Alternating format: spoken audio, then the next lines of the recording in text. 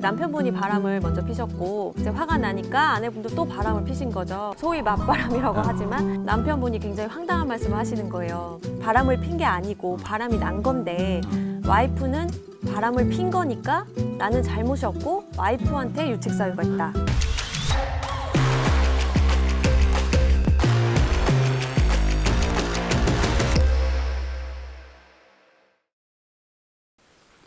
네, 안녕하세요. 세바시 나머지 45분의 구범준 PD입니다. 오늘도 여러분들이 정말 좋아하실 분을 손님으로 초대했습니다. 이혼 전문 변호사로 널리 알려지신 분이고요. 세바시 강연도 오늘 기준으로 176만인가 그렇습니다. 네. 최은하 변호사님 모셨습니다. 네, 안녕하세요. 저 최윤아 변호사입니다. 초대해 주셔서 감사합니다.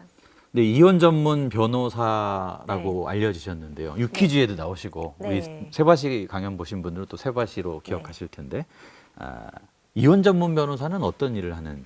그러니까 이혼 전문 변호사는 사실 소송을 대리해드리는 역할을 해서 법적으로 이제 당사자의 주장을 대신해드리는 일을 하는데 사실 그런 좀 외적인 업무보다도 그 뒤에 있는 것들이 사실 많은 분들을 만나고 상담하고 또 서면을 쓰고 또 글을 쓰고 이런 일을 하다 보니까 좀 인간관계에 대해서 많이 고민을 하게 되더라고요. 생생한 현실의 사례들을 가지고 네. 그 인간관계에 대한 고민과 답을 좀 생각해 보시는 거군요.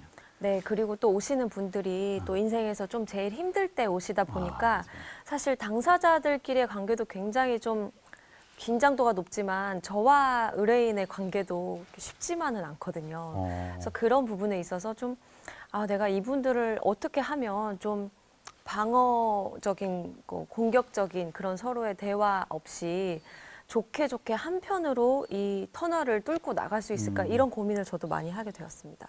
그 긴장 관계라는 건 주로 어떤 걸 말씀하시는 거예요? 네, 그러니까 이제 아무래도 이혼을 하러 오시는 분들은 배우자를 통해서 자신의 문제점, 자신이 부족한 점을 너무 오랫동안 듣다가 이게 해결이 안 돼서 오신 분들이기 때문에 대부분 자존감이 굉장히 낮아져 있으세요.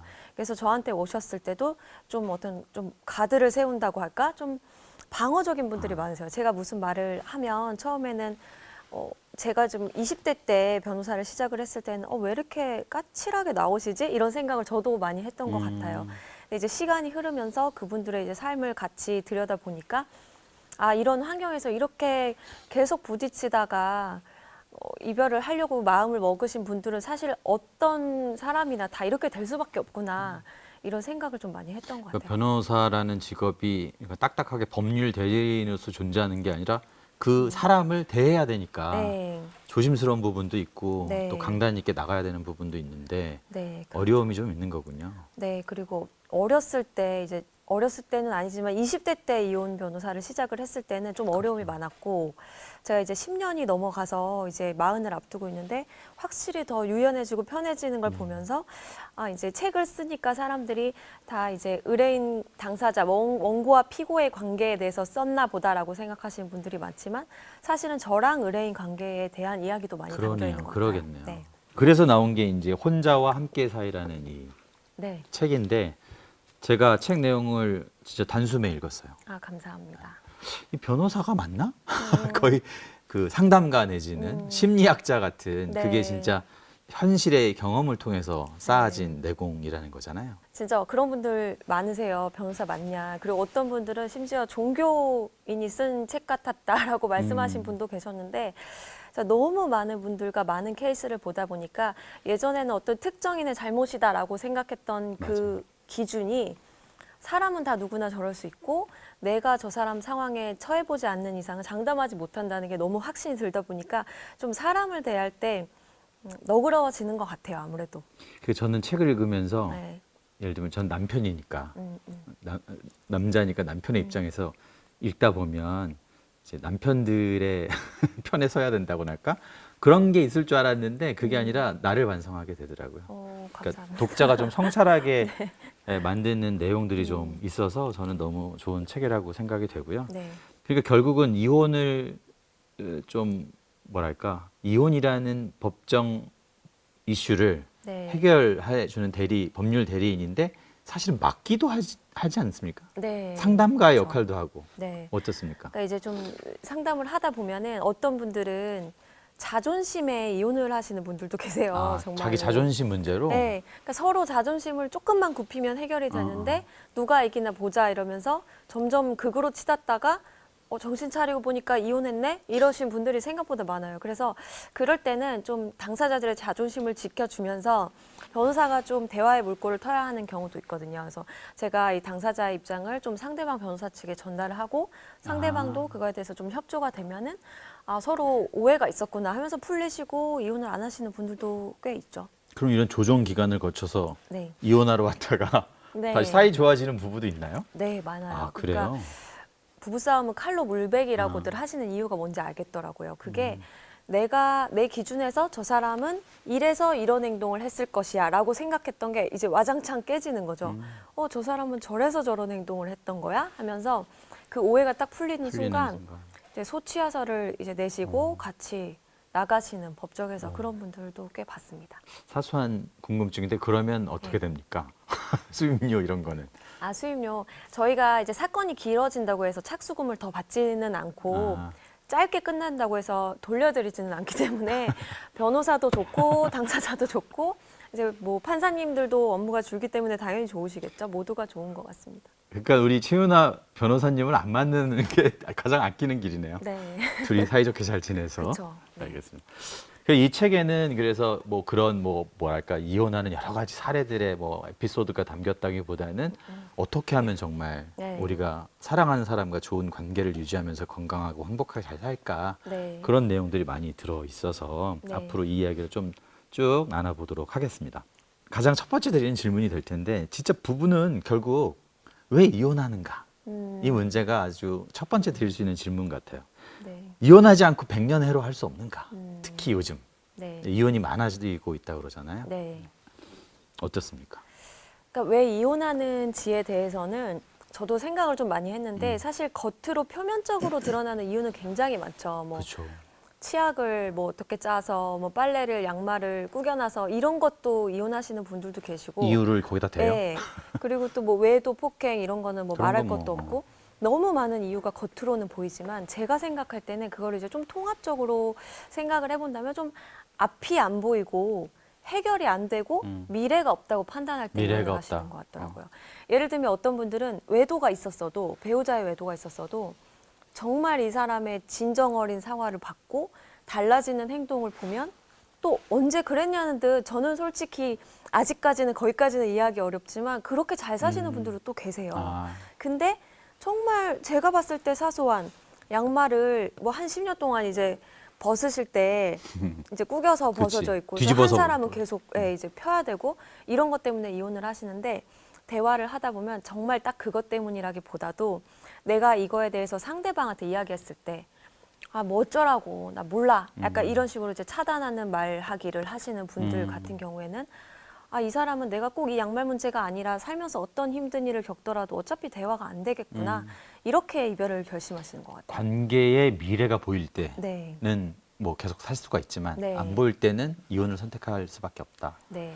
그러면 뭐 이혼은 반드시 나쁜 거라고만 볼 수는 없네요.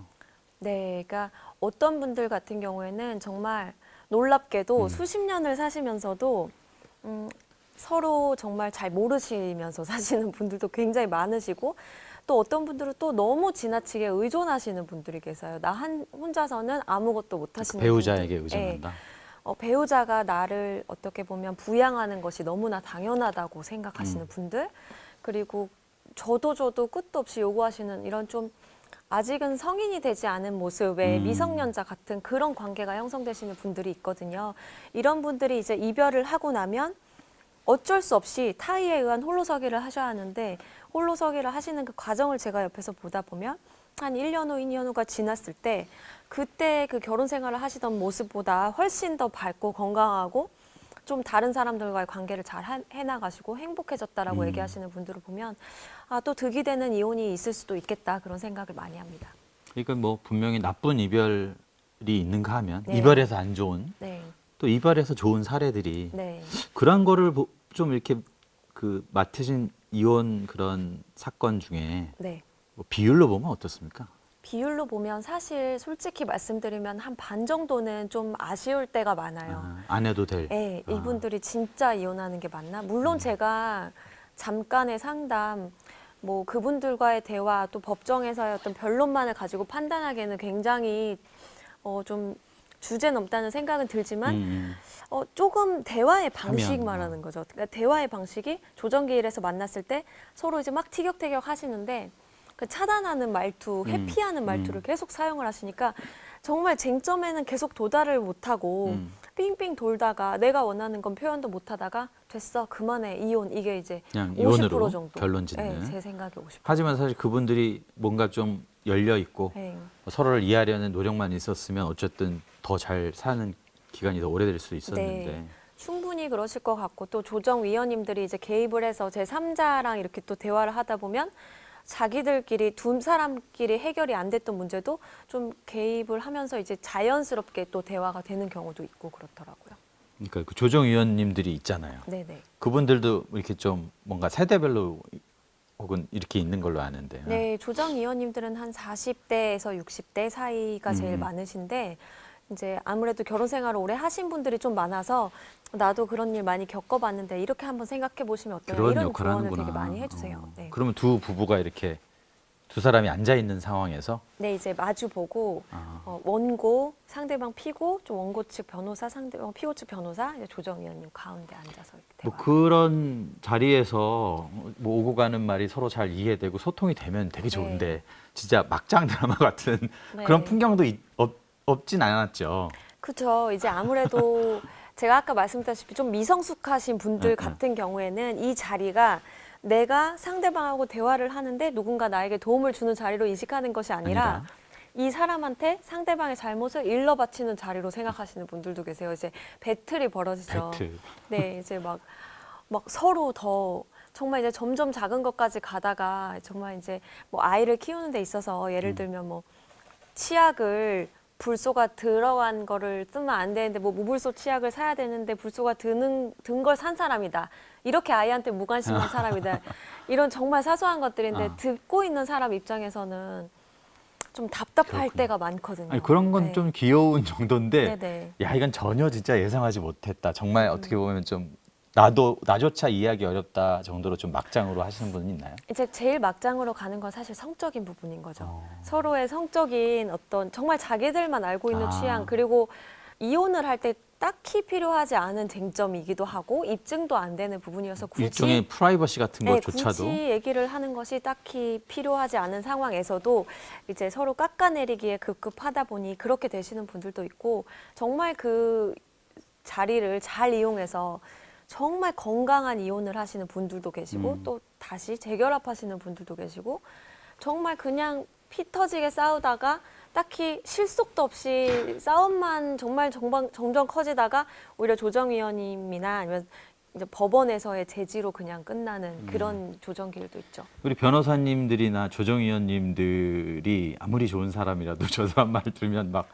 내가 화나는 경우도 있지 않습니까? 당사자분들. 근데 오히려 조정위원님들은 법을 판단하시는 위치까지는 아니기 때문에 좀 더 편하게 말씀하시는 분. 화를 낼 때도 있군요. 화를 낼 때도 많고 그런데 판사님들이 오히려 약간 감정이 없는 좀 이렇게 심증을 보이면 안 되다 보니까 감정이 없이 이제 하셔야 돼서 좀 힘드실 것 같더라고요. 예를 들면 이제 외도를 하신 분들이 진짜 뭐 이게 뭐 어때서 그러냐 한 3-4번까지는 봐줘야지 이게 당연한 거 아니냐. 그렇게 말하는 분도 예. 있군요. 뭐 제가 책에도 썼지만 바람을 핀 게 아니라 바람이 난 거다. 수동태로 말씀하시는 웃겨요. 거죠. 이제 남편분이 바람을 먼저 피셨고 이제 화가 나니까 아내분도 또 바람을 피신 거죠. 복수로. 네, 뭐 소위 맞바람이라고 하지만 그러니까 이제 그냥 이혼하시면 되겠다 이렇게 생각하고 조정기일에 갔는데 남편분이 굉장히 황당한 말씀을 하시는 거예요.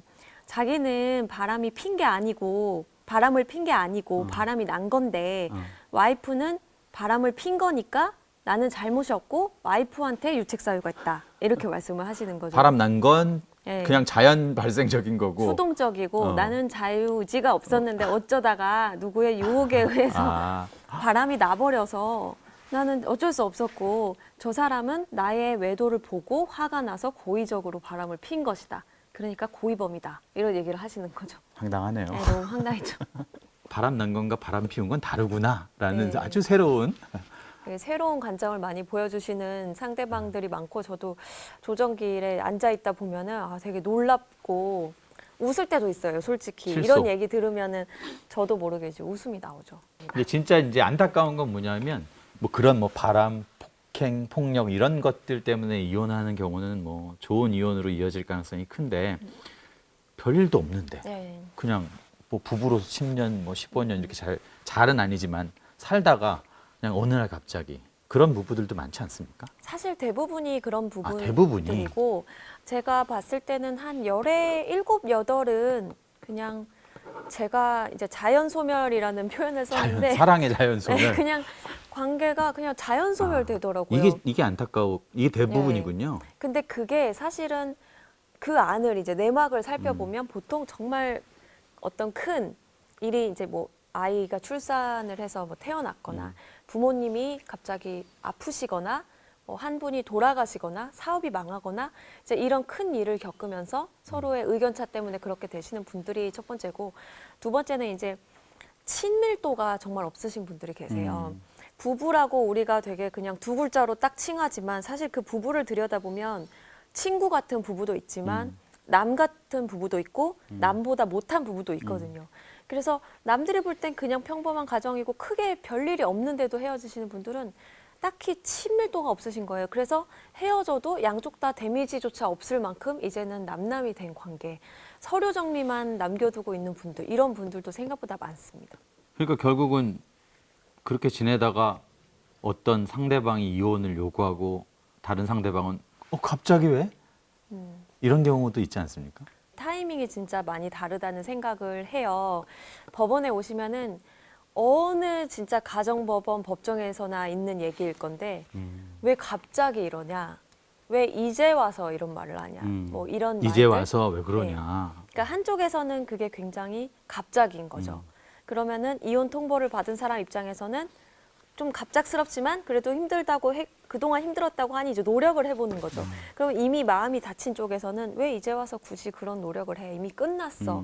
그래서 관계가 끝났다라고 느끼는 타이밍이 너무 달라서 법정에서 이제 그게 다툼이 있는 경우가 굉장히 많은데 좀 극단적인 예로 한 60대, 70대 분들이 그런 경우가 정말 많으세요. 그게 황혼 이혼이라고 네. 부르는 그런 것들이군요. 지금 이혼에 관련된 수치 중에서 이제 황혼 이혼이 제일 급증하고 있는데 좀 60대, 70대 어머님, 아버님들 같은 경우에는 좀 소통을 좀 안 하던 시기이기도 하고 남자, 여자의 성역할이 가부장적인 뭐 그런 너무 거 다르다 있고. 보니까 좀 아버님들이 특히 왜 잘 지내고 우리 그렇죠. 이제는 그렇죠. 이제서야 좀 잘 지낼 수 있고 이제 애들 다 키웠고 그랬는데 왜 헤어지냐? 그러면 어머님들은 애들을 다 키웠으니까 이제 헤어지자고 합니다.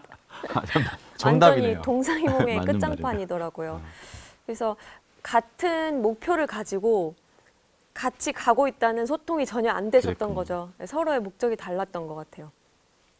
저도 이 책을 읽다가 이 책의 여러 가지 이제 부제 그 에피소드 중에 부제 딱 들어오는 게 권태는 사랑의 새로운 버전이다. 네. 이걸 알 수 있어야 좀 오랫동안 행복한 네. 관계를 맺을 수 있다고 그랬잖아요. 권태는 사랑의 새로운 버전이다. 무슨 네. 뜻입니까? 그러니까 이거는 좀 젊은 분들한테 사실 하고 싶었던 이야기긴 해요. 굉장히 어린 부부들이 또 이별을 하러 많이 오시거든요. 근데 이제 제가 안타까운 거는 권태를 극복하지 못하시는 분들이 굉장히 많은데 이제 권태라는 거는 사실 굉장히 어렵게 오는 거거든요. 정말 서로에 대해서 노력하고 정말 맞춰보고 싸울 거 싸워보고 진짜 볼장을 다 봐야 권태라는 게 찾아와서 권태라는 거를 또 하나의 어떤 성취의 관점으로 보면 어떨까. 그래서 다음 시즌은 이 권태감을 꼭 극복까지는 안 하더라도 어떻게 자연스럽고 편안하고 좀 더 내가 솔직하게 말할 수 있는 더 가깝고 친밀한 관계가 될 수 있는지 노력을 가야 하는데 그 시점에 딱 도달하는 그 직전 딱 이제 좀 서로 변했다, 질렸다, 좀 지겹다, 지루하다라고 느끼는 순간 이별을 하러 오시는 젊은 세대가 많군요. 생각보다 많습니다. 네. 이건 사실은 사랑이 계속 지속되는 것보다는 오히려 그 사랑 뒤에 권태가 오는 게 오히려 자연스러운 네, 모습인데 너무나 당연한 건데 우리가 이 권태도 사랑의 하나의 과정이라고 생각하면은 그런 일이 좀 적어지긴 할 네. 텐데. 그러니까 결국 이 사랑에 뭐 단계가 있다면, 네. 뭐 유효 기간이 있다면, 뭐 권태도 올 테고 위기도 올 건데 이제 우리 관심사는 이걸 어떻게 잘 건강하게 네. 넘어가냐. 건강한 부부 관계로 잘 사는 법에 대해서 좀 이야기를 좀 나누면 좋겠습니다. 네. 현실에 뭐 반드시 결혼을 하지 않았더라도 현실의 연인 관계, 사랑하는 관계 어떻게 하면 갈라서지 않을까? 어떻게 하면 이혼하지 않을까? 즉 어떻게 하면 건강하고 행복한 부부 관계를 만들까? 이런 거를 이제 이야기할 건데 네. 이것을 위해서 가장 중요한 전략이 있다면 한 몇 가지를 좀 정리해서 네. 좀 들어주신다면 어떤 게 있을까요? 일단 첫 번째는 공부밖에 답이 없는 것 같아요. 상대방을 공부하라는 거. 상대를 공부하라. 네, 공부하라는 거고. 두 번째는 이제 정말 포기할 수 없는 욕망을 인정하라. 인 것 같고요. 포기할 수 없는 욕망. 네. 이것도 들어보겠습니다. 네. 세 번째는 산책을 하라. 인 것 같아요. 산책을 제가 세 개를 하라. 굳이 꼽자면. 이 세 개가 되게 궁금해지네요. 첫 번째. 네, 첫 번째 공부는 상대에 대한 네. 공부겠죠? 공부인데 이제 저도 사실 남편을 만난 지 이제 13년 이렇게 돼가고 있는데 13, 14년 정말 공부를 안 하고 초반 한 6, 7년을 보냈던 것 같아요. 이혼 전문 변호사의 부부 생활이 궁금하긴 하네요. 공부를 안 하고 그냥 이 사람이 나를 많이 좋아해주고 많이 맞춰주고 그냥 그게 좋아서 결혼을 하지 않았나. 근데 변호사님이 생각하기에. 내가 이 사람에 대해서 다른 사람한테 이 사람은 이런 사람이야. 막 불만 이런 거 말고 이런 사람이야. 이럴 때 스트레스를 받고 이럴 때 되게 행복하고 이런 걸 좋아해. 이거에 대해서 얘기할 수 있는가? 라고 돌이켜봤을 때 잘 모르는 것 같더라고요. 제가 뭘 좋아하고 제가 뭘 하면 행복한 사람인지는 굉장히 많이 말했던 것 같고 상대방에 대해서 이제 공부를 하기 시작한 시점이 제가 아이를 출산을 하고 한 아이가 한 3살 넘어갈 때였던 것 같아요. 아이 키우는데 너무 정신이 없었고 당연히 섭섭함과 불만이 많이 쌓여 있었던 시기였고 좀 꼴 보기 싫어지는 사실 그런 시기였을 수도 남편이? 있을 것 같아요. 네, 그럼 서로가 약간 뭐 티격태격 네, 하던 서로가 과정? 많이 부딪히기도 하고 그런데 이제 공부를 하기 시작하다 보니까 일단은 성격 유형 검사 같은 거를 굉장히 많이 들이댔어요. 요새 유행하는 MBTI 같은 거. 네, MBTI 같은 거. 근데 정말 MBTI 극과 극의 한 글자도 안 맞는. 두 분이? 네. 그러니까 계속 서로 이해가 안 되고 시간이 지날수록 그게 서로 조금씩 힘든 거죠. 뭐 예를 들면은 뭐 약속이 만약에 정해져 있다. 그러면은 저 같은 경우에는 뭐 다음 주에 무슨 3시에 무슨 약속 있다. 그러면 그거를 막 계속 좀 신경을 쓰고 있는 편이에요. 그래서 누가 만약에 저한테 너 그거 3시에 약속 있는 거 알지? 이렇게 얘기하면 좀 싫거든요. 잔소리하는 것 같고 계속 이미 알고 똑같은- 있는데 나는. 네, 이미 계속 신경을 쓰고 있는데 계속 뭐 3시 너 내일인 거 알지? 막 이러면 왜 저래? 약간 이러거든요. 저는. 그러니까 저도 만약에 세수하고 있는데 야 세수 좀 해 이러면 아니, 기분 그런 나빠요. 것처럼. 그런 것처럼. 저는 좀 신경이 좀 예민해서 그런 걸 신경을 쓰는데 저랑 비슷하네요. 남편은 많이 바쁘고 또 그런 것들을 좀 이성적으로 더 대하는 것 같아요. 저는 좀 감성적으로 많이 대하면 그러다 보니까 남편은 제가 그런 걸 자꾸 얘기해주면 좋아해요. 다음 주에 3시에 있는 거 까먹지 마, 잊지 마. 뭐 전날 뭐 또 3시에 있는 거 알지? 이러면 좋아하더라고요. 고마워, 뭐 이러면 네, 이렇게 근데 하는데. 이걸 안 것도 10년이 넘었어요. 그 전까지는 저는 다 저 같은 줄 알고 그런 얘기를 절대 안 했죠. 그러다가 약속을 잊으면 화를 냈을 거고 남편 입장에서는 본인은 자꾸 그런 걸 말해주면 좋으니까 저한테 그런 얘기를 또 계속 했겠죠. 그럼 저 사람은 나를 못 믿나? 왜 저렇게 하나? 이런 오해들이 자꾸 쌓이는 거고 이거 진짜 사소한 예를 든 거지만 이런 것들이 100개, 1000개가 있었겠죠. 너무 다르다 보니. 그래서 공부하기 시작하면서 이제는 이제 남편이 저한테 얘기를 해요. 이제 나보다 네가 나를 더 잘하는 것 같다고 하면서 나는 이럴 때 어떨 것 같아 하면서 저한테 막 물어보기도 하고 그러거든요. 그래서 공부를 하면서 저도 관계가 너무 좋아지는 거를 느꼈고 정말 서로 다르지만은 그 다름을 즐길 수 있다라는 거를 깨달아서 저도 너무 힘든 시기가 정말로 있었고 뭐 다른 분들이 막 저한테 그런 DM도 되게 많이 오시거든요. 아, 변호사님은 막 이렇게 인별그램에서 보면 엄청 행복한 가정생활 하시면서 남들은 그렇게 매몰차게 이혼시키시면은 죄책감 안 드시냐고. 정말 맹세컨대 저도 힘든 시기가 있었고 그런 것들을 통해서 너무 건강한 관계가 된 것 같아서 이걸 꼭 말씀을 드리고 싶었고 이제 이혼을 하러 오시는 분들이 항상 새로운 이슈가 발생했을 때 이혼을 하시거든요. 제가 아까 말씀드렸지만 만약에 부모님이 갑자기 뭐 쓰러지셨다. 정말 안 좋은 병에 걸리셨다. 이랬을 때 갑자기 막 싸우시다가 오시거든요. 그래서 이런 것들을 자꾸 가정하는 거죠. 이런 걸 자꾸 if를 가정을 해서 얘기를 하다 보면 서로 알아주는 말을 자꾸 하다 보면 맞아 나는 사실은 그래 이러면서 이제 계속 서로를 공부하게 되는 것 같고 그게 우리가 공부를 시작하는 가장 쉽고 이게 할 만한 네. 방법이군요.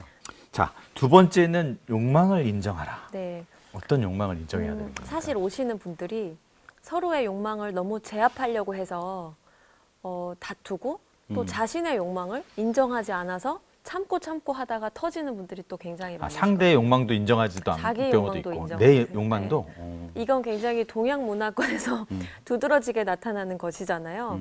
욕망을 인정하면 굉장히 나쁜 것처럼. 예를 들면 이제 어떤 분들은 정말 성욕이 강할 수도 있고 또 막 진짜 식사에 식욕. 대한 굉장히 그 조예가 깊으신 분들이 또 계시거든요. 저는 정말 이 일하면서 많이 놀라웠어요. 밥 문제가 이렇게 정말 이혼까지 할 수 있구나. 부부 사이의 부부 네. 관계가 정말 그 밥에 대한 거, 뭐 성욕에 대한 성욕하는 거. 그리고 어떤 분들은 또 아침잠이 굉장히 많은 분들은 아침잠 부분에 있어서 자꾸 태클이 걸리면 예를 들면 그런 거죠. 뭐 남편이 내가 책을 봤는데 이제 아침형 인간이 굉장히 건강해질 수 있대 하면서 당신도 내일부터 6시에 일어나. 이런 강요들. 그리고 어떤 분들은 이제 낚시를 좋아하시는 분들이 계시나요? 골프를 좋아하시는 분들도 계시죠. 낚시, 골프 이런 게 나쁜 건 아니잖아요.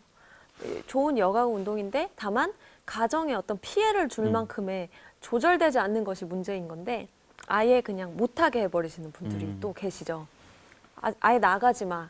이러시면은 결국은 헤어지실 수밖에 없고 또 소비의 욕망이 굉장히 크신 분들도 계세요. 소비로 스트레스를 푸는 분들. 그러면 이제 협상을 해야겠죠. 낚시를 가되 월 뭐 한 1회를 가자거나 그렇죠. 서로 대화를 해서 이거를 정해야 되는 것이고 협상을 안 할 거면은 관계를 하면 안 되는 거고 협상은 무조건 해야 되는 것이지만 욕망을 완전히 이제 몰살해 버리는 것은 이별로 가는 지름길이다. 소비를 하는 게 좋다. 그러면 너무 비싼 거 갑자기 지르고 참았다가 막 명품 사고 막 진짜 뭐 배우자가 한 200~300만 원 버는데 샤넬백 요즘에 800만 원, 1000만 원인데 맞아요. 샤넬백으로 이혼하시는 분들도 정말 많으시거든요. 샤넬백을 사서 이혼하는 네. 건가요? 아니면 사서 이혼하시는 분들도 많고 못 사서 이혼하시는 분들도 있고 안 사줘서 네, 왜냐하면 샤넬이라는 게 어떤 코로나 시기에 많은 분들이 욕망을 참다 보니까 소비욕이 또 올라왔고 이걸로 싸움이 많이 이뤄져서 이제 그런 것들이죠. 근데 샤넬백 자체가 나쁜 건 아니잖아요. 이것도 마찬가지죠. 낚시나 골프처럼.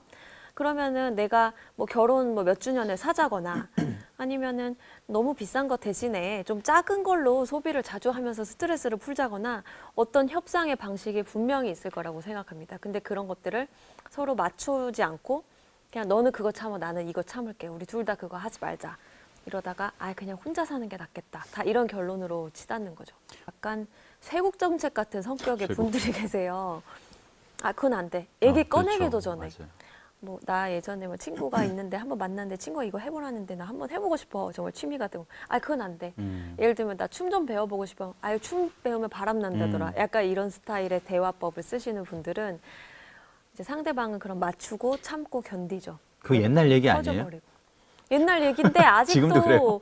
아직도 그런 걸로 사실 젊은 세대가 옛날 세대 분들의 자녀분들이시잖아요. 그게 점점 그걸 내려와서 똑같은 걸로 자랐기 때문에 세대가 그렇게 많이 바뀌지 않은 대화를 듣다 보면은 밖에서는 안 그러실 거예요 아마. 근데 집에서는 정말 70대, 80대 같은 분들이 굉장히 많으세요. 그러네요. 이것도 상당히 중요한 문제긴 하죠. 네. 욕구, 욕망을 인정해라. 건강한 욕구를 구현하도록 서로 돕는 게 네. 이제 좋다라고 여겨집니다. 세 번째 산책은 네. 너무 일상적인 거 아닙니까? 네. 이거?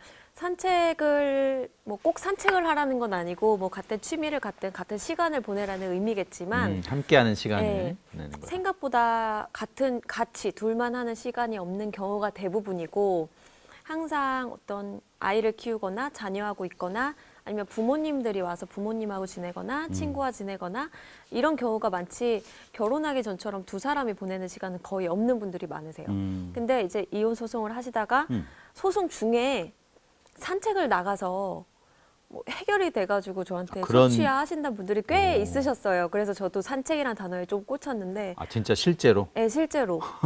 어떻게 갑자기 그렇게 풀리셨어요? 했더니 진짜 별거 아니에요. 그냥 산책 나갔다가 또는 드라이브 나갔다가 제가 뚝 던졌는데 막 서로 싸우다가 사실은 그런 게 아니었어 하다가 어떻게 해결이 됐다.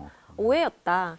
그래서 그건 잘된. 네, 그런 어떤 산책이라든지 같이 있는 시간들이 새로운 상황에서 서로를 이렇게 보면서 자꾸 새롭게 어떤 권태를 극복하고 갱신되는 계기가 되기도 하지만 자기가 그동안 쌓았던 거를 되게 자연스럽게 이야기하는 계기도 되는 것 같아요. 그러니까 이 세 가지가 사실 하나로 다 이어져 있는 것 네, 같아요. 네. 서로를 이해하고 네. 뭐 서로를 더 알려는 노력. 그래서 더 많이 대화하고. 네. 정말 답은 그거 하나인 것 같아요. 그리고 여기 뭐 혼자 노력만으로 해결할 수 없는 것이잖아요, 사실은. 네. 여기에 보니까 뭐 노력의 바통을 넘겨주라는 그 챕터도 네. 저는 굉장히 좋더라고요. 네. 노력의 바통을 넘겨준다는 건 무슨 뜻인지 한번 설명해 주세요. 그러니까 관계가 보면은 굉장히 그것도 관성처럼 한 사람이 주고 한 사람이 받고 이런 게 당연시 되면서 한 사람이 더 노력하고 더 희생하고 맞추고 이게 이제 1년, 2년, 10년, 20년, 막 50년 이렇게 되거든요. 근데 저는 가끔씩은 당사자분들한테 그런 얘기를 하거든요. 노력의 바통을 넘기고 노력을 멈추셔라. 지금까지 노력을 너무 많이 하셔가지고 관계가 나빠졌을 수도 있다. 좀 매몰찬 이야기지만 이제 노력을 멈춰야 관계가 더 좋아질 수도 있다. 왜냐하면 상대방은 그렇게 하지 않으면 모르는 사람이기 때문에 막 노력을 퍼부어도 모르는 사람이 그걸 분명히 당연시 있는데, 여기고 네, 너무 있는데 악용하는 사람들 말하는 그렇죠. 거죠. 근데 이거를 모르시는 거죠, 계속. 이를테면 언젠가 뭐 사례로 바뀌겠지. 말씀해 주시면. 사례로 말씀드리면은 괜히 아버님들한테 좀 죄송한데 70대 어머님, 아버님들 황혼이 온 사례가 거의 이런 경우죠. 어머님들이 이제 저한테 그런 얘기를 하시는 경우가 있어요. 남편이 막 욕을 하고 물건을 막 집어 던지고 나갔는데 이제 저녁에 들어오면은 밥을 차려줘야 하냐 이런 질문을 하세요.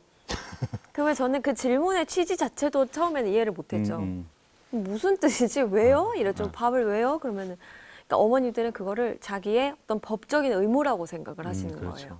그리고 굉장히 이분들한테 맞추고 참고 인내하는 것이 의무고 가정을 깨자는 말을 먼저 예를 들면 이혼해 이런 말을 하는 것이 이제 나쁜 것, 법적으로 안 되는 거 이렇게 생각을 하시니까 그런 말씀을 하세요. 그래서 제가 한 번씩 그런 얘기 하거든요. 오늘은 좀 차리지 마셔라. 제발 한 번만 딱 차리지 마셔라. 계속 욕설을 하는 나한테 폭행을 하는 거나 마찬가지인데도 계속 같은 행동을 반복하시면은 그거는 변화를 시킬 것을 포기하셔야 된다. 이런 얘기를 많이 하거든요. 그리고 이제 외도가 있었던 경우도 마찬가지예요. 이거는 나이 연령대랑 그쵸, 상관이 굳이. 없고 남녀랑 상관이 없는데 막 외도를 상습적으로 계속 하시는 분들이 있어요. 30대, 40대에 그런 분들이 은근히 많으세요. 많아서. 왜냐하면 연세 드신 분들은 또 그때 그 가치관에 외도가 좀 더 조심스러운 게 있는데 좀 오히려 젊은 분들은 좀 이성 간에 그런 게 없잖아요. 약간 그 벽이 별로 없다 보니까 좀 사내에서 이게 외도도 굉장히 쉽게 일어나고 좀 그런 경우가 많은데 예를 들면 아내가 자꾸 외도를 하는 거죠. 한 번 했고 두 번 했는데 항상 연애할 때도 이 사람은 아내한테 계속 맞춰주고 내가 더 부족하다 생각하고 참아주고 내가 이랬던 참아야지. 사람인 거죠. 내가 용서해야지. 네, 내가 이렇게. 뭘 잘 안 해줬으니까 이 사람이 이랬겠지. 그래서 외도를 했는데도 저한테 제가 무능력해서 와이프가 외도를 한 것이다 이렇게 말씀하시는 분들이 생각보다 또 많으시거든요. 내가 아내가 생각하는 만큼 화려한 집과 뭐 능력이 있었다면. 네, 능력이 있었더라면은 절대 이 사람은 외도할 사람이 아닌데 근데 저는 그거에 대해서는 굉장히 의문이거든요. 그러네요. 과연 그럴까요? 정말 원하는 대로 했더라면 외도를 안 하셨을까요? 저는 그렇게 생각하지 않는다고.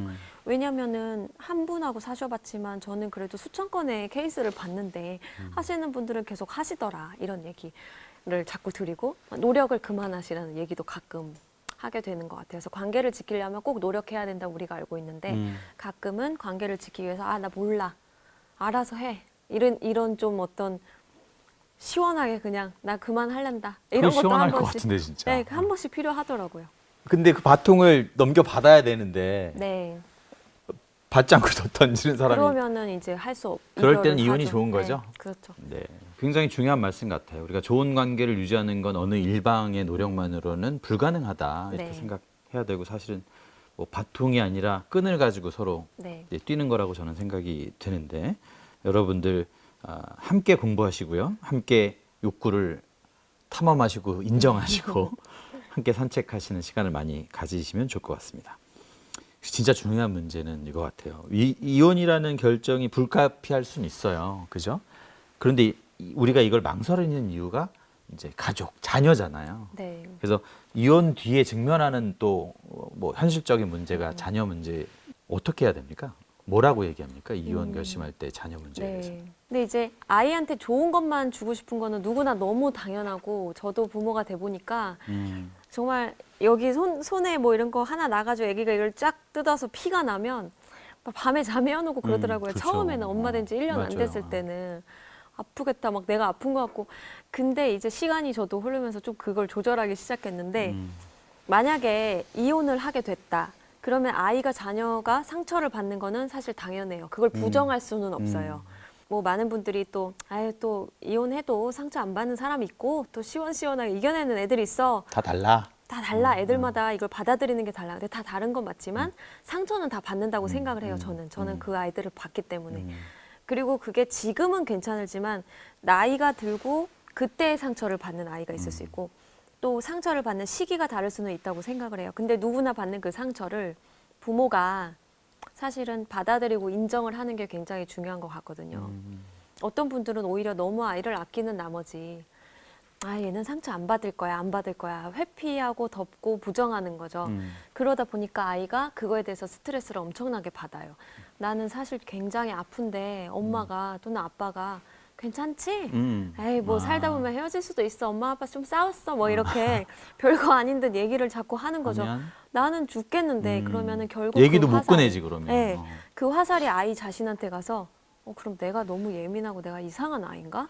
왜 엄마 아빠는 자꾸 괜찮다 그러지? 그래서 나 때문에 이혼을 한 건가? 막 이런 이상한 생각들로 뻗쳐나가는 거를 많이 봤기 때문에 상처가 있음을 확실히 인정하고 아이가 그 얘기를 언제든지 할 수 있게 소통의 창구만 열어주면 최선을 다했다고 생각을 해요. 정말 서로 부모로서는 헤어지는, 그러니까 정말 남녀로서는 헤어지는 거지만 아빠, 엄마는 어떻게든 유지를 시켜주려는 노력이 정말 이혼 가정에서 할 수 있는 최대한이고 남편을 또는 아내였던 사람을 증오하다 못해 진짜 혐오하지만 아이 앞에서는 그런 것에 대한 지킬 것을 좀 예, 지켜주는. 지킬 걸 안 지키고 아이한테 양쪽 부모에 대해서 골고루 칭찬해주고 너희 아빠가 너희 엄마가 이런 건 정말 최고다. 그래서 아이가 그 부모에 대해서도 자꾸 나한테 편하게 칭찬하고 얘기할 수 있게 해주면 상처는 받았지만 그게 언젠가 극복될 거라고 저는 확신합니다. 근데 궁금한 게 우리나라 이혼법정에서 이혼 뒤에 자녀 양육 문제에 관한 교육을 해주나요? 네. 해줘요? 그 자녀 교육을 법원에서 이제 가사조사라는 절차가 있는데 그 절차에서 부모 교육도 해주고 영상도 보고 아이가 받을 감정이 어떻다 이런 것도 얘기해 주시고 하는데 제가 듣기로는 이제 좀 뭐 극단적인 표현이지만 이제 전쟁통에 혼자 남겨진 것 같은 느낌을 받는다고도 하더라고요. 아이들이. 네. 분은 어떤 전문가는 이제 그 부분이 우리나라가 잘 안 된다고 그러더라고요. 이혼 가정 아이들, 그러니까 이혼 부부들이 남은 자녀에 대해서 우리가 어떻게 자녀 양육을 함께 이어나갈지. 네. 왜냐하면 같이 살지 않으니까 이제. 네. 그런 교육도 조금 더 정교화되고 구체화될 필요가 있다라고 해서 좀 네. 여쭤봤습니다. 네, 그런 교육이 좀 부족한 건 사실이고 법원에서도 사실 몇 회차 하긴 하지만 길진 않거든요. 그래서 좀 형식적으로 보고 부모 교육 받았습니다 하고 제출하고 그냥 소송 진행하고 이게 일반적이고 아무래도 이제 아직도 터부시하고 그런 것들이 있기 때문에 그 단계까지 못 간 것 같아요. 이제 그거를 좀 깨고 기관에서 좀 부모 교육을 좀 체계적으로 근데 사실은 이거는 이혼하고도 중요하지만 이혼 과정에서 교육을 많이 받아야 되긴 하거든요. 그때 분노가 그때 상처가 제일 예, 부모의 분노가 이게 결정이 되고보다 이 과정에서 서로에 대한 욕이라든지 분노가 제일 치닫기 때문에 그때 교육이 제일 필요할 것 같습니다. 우리가 또 이 이야기를 나누면서 이제 중요한 부분 한번 짚어본 것 같습니다. 최윤아 작가님, 변호사님이 가장 또 많이 듣는 질문 중에 하나일 것 같은데 네네. 어떤 사람과 결혼해야 되는 네. 겁니까? 정말 많이 물어보시는데 사실 제가 가장 많이 들은 질문인 것 같아요. 그래서 제가 이 책의 제목을 혼자와 함께 사이로 그렇죠. 했던 게 혼자 있어도 행복한 사람과 결혼해라 이렇게 저는 말씀을 혼자 드리고 있어도 싶어요. 행복한 사람과 결혼했다. 네. 아, 이건 그러면 정말. 무조건 행복해질 것이다. 아, 네. 의존성이 일단 별로 없고 굉장히 독립적이고 독립적인 사람. 독립적이라는 것의 근본은 자기 자신을 잘 안다는 거거든요. 그래서 나를 행복하게 해줄 줄 아는 사람이라는 거거든요. 남이 나를한테 해주지 않아도. 그래서 타인에게 외부적인 것에서 자꾸 행복을 찾지 않고 스스로 행복한 사람은 결국 그 행복을 나눠주게 되어 있기 때문에 함께 있는 사람은 당연히 행복해지고 둘 다 그런 사람이다. 그러면은 걱정이 없어요, 결혼 걱정이 생활을. 없고. 근데 보통 둘 중에 한 명은 꼭 한 명을 굉장히 필요로 하고 좀 의존적인 성향이 있는 분들이어서 이제 둘 다 사실 그런 사람들이 만나는 걸 가장 이상적인 결혼이라고 저는 생각합니다. 그런 사람은 어떻게 찾아야 돼요? 그런 사람이요. 근데 이제 사실 우리가 호르몬의 지배를 받을 때는 그렇죠. 아무것도 그게 안 보이지. 너무 안 보여서 그런데 솔직히 정신만 좀 차리면 보이는 것들은 보이는군요. 있거든요. 어. 왜냐면 정말 잠깐만 안 보여도 막 전화를 열대 번씩 하는 분들도 계시고 뭐 정말 이게 사랑인지 집착인지 헷갈리는 경험도 누구나 한 번씩은 해보셨을 거예요. 그리고 취미생활 같은 게 전혀 없고 친구가 전혀 없고 이런 분들 계신데 어떤 분들은 아 배우자로는 취미생활 없고 친구 없는 사람이 최고야. 또 이러시거든요. 근데 아 저는 그렇게 생각하지는 않아요. 그렇죠. 아, 그거는 네, 그 모든 화살이 다 나한테 올 수 있다라는 거를 염두를 해두셔야 될 것 같습니다. 개인적으로 좀 무섭기까지 하네요. 마지막으로 이제 부부뿐만 아니라 사랑으로 시작된 우리 모든 관계에 있는 사람들에게 네. 이 책의 저자로서 네. 마지막으로 꼭 기억해야 할 거 하나만 말씀해 주십시오. 분쟁을 너무 두려워하지 않으셨으면 좋겠다는 생각을 많이 해요. 그러니까 좀 우리가 사실 죽음을 두려워해서 막 조심조심 살다 보면 이루지 못하는 게 많을 수도 있고. 그렇죠. 살아 있을 때 행복하지 네. 않을 것 같아요. 죽음을 두려워해서 못하면. 그렇죠. 우리가 죽음이 꼭 없는 것처럼 정말 인생을 살아가듯 이별이 없는 것처럼 이 사람과 신나게 싸우고 이 사람과 신나게 사랑하고 싸우고 서로의 다름을 온전히 받아들이고 부딪히고 이걸 두려워하지 말고 이걸 우리나라 사람들은 너무나 서로에게 맞추려고만 해요. 이게 서양인들하고 굉장히 다른 그러네. 점이라고 생각을 해서 저는 그래서 미드를 되게 좋아하거든요. 보면 아, 미국 속이 다 드라마들. 시원할 때가 있으니까. 네. 아 저렇게 말을 해도 돼? 우리나라에서는 저렇게 말하면 큰일 날 것 같은데 이런 생각들. 근데 친밀한 관계에서만큼은 서로 솔직하게 두려워하지 않고 관계해 나갔으면 좋겠다는 생각이. 분쟁과 갈등을 두려워하지 마라. 네. 그게 우리가 사랑을 더 오래 건강하게 지속하는데 네. 굉장히 필요한 재료다. 네. 뭐 이렇게 말씀하신. 아, 이것도 굉장히 좋은 말씀이시네요. 네. 사실은 더 많은 이야기들이 있는데 그 이야기는 이 책을 통해서도 들으실 수 있고요. 네. 또 무슨 드라마 쓰신다면서요? 아, 그 네. 얘기해도 되는 건가요? 아, 네, 얘기하셔도 됩니다. 네, 변호사. 처음 얘기한 책을 거긴 내서 한데, 작가가 되긴 했지만 네. 드라마 작가가 되신다는 건 어떤 얘기입니까? 좀 책에도 썼지만은 사실 이걸 좀 더 효율적으로 표현할 수 있는 방법이 이제 드라마라는 또 매체인데 또 누가 좋은 제안을 주셔가지고 근데 사실 제가 굉장히 바쁘기 때문에 아이 둘 엄마기도 하고 변호사 일도 하기 때문에 밤에 써요. 밤에 애들 재워놓고 하루에 2시간씩. 그래서 뭐 솔직히 몇 년이 걸릴지는 모르겠어서 좀 일찍 말씀드리는 거긴 하지만 드라마를 대본을 쓰고 있기 때문에 뭐 몇 년 안에 이혼에 관한 또 이별에 관한 드라마가 나오지 않을까 싶습니다. 근데 아까 제가 뭐 어떤 종류의 드라마입니까? 그러니까 막장 드라마예요. 그래서 굉장히 기대치가 네, 저는 진짜 높아졌다. 막장이 우리네 인생이고 우리를 좀 들여다볼 네, 수 있는 네. 거울처럼. 네, 내 자신의 모습이기도 하고 네. 네, 이게 뭐 그냥 자기가 도전하는 게 아니라 굉장히 큰 메이저 제작사에서 네. 온 오퍼라서 반드시 드라마로 나올 거라고 저는 네. 생각이 되고요. 혼자와 함께 사이라는 책을 네. 최근에 내신 최윤아 변호사님의 이야기를 나눠봤습니다. 어떻게 네. 하면 우리가 조금 더 사랑하는 사이에 좋은 관계를 유지할 수 있는지에 네. 관한 정말 좋은 이야기였으니 여러분 최윤아 변호사님 세바시 강연도 꼭 보시고요. 이 토크에도 꼭 댓글, 좋아요 많이 남겨주시기 바랍니다. 오늘 말씀 감사했습니다. 세바시 구범준 PD 최윤아 변호사였습니다. 감사합니다. 감사합니다.